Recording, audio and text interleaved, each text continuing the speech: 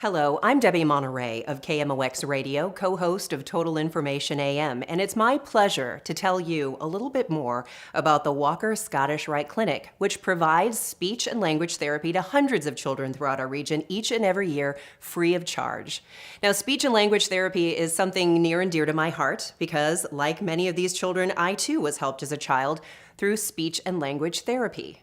Now learn a little bit more about how some children have found their voice through the services provided by the clinic.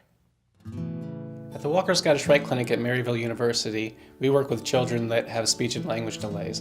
We work with children at the preschool age, so children that are ages 2 to 6. We learned about the clinic through a test screening at Hugo's school when he was in pre-kindergarten. And they found that Hugo had some problems with his speech, and they were willing to take Hugo into the program. When Hugo first came to see us at the clinic, he had a lot of speech sound errors, and it made it difficult to understand what he was trying to say. With Milo, his teacher said that he had some language issues. He wasn't speaking clearly. He didn't have quite the vocabulary that the other kids had. Milo had a little bit of a different issue than Hugo. He had a little bit of speech, but it was more about comprehension.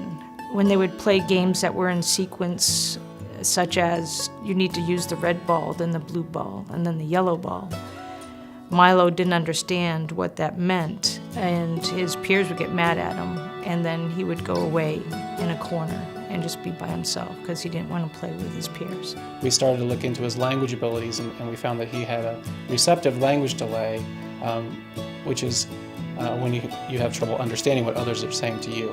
Hugo's changes in his abilities since starting his speech and language last year, he grew in confidence.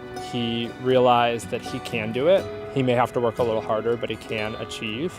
And this year with Milo, starting speech and language, doors are opening up.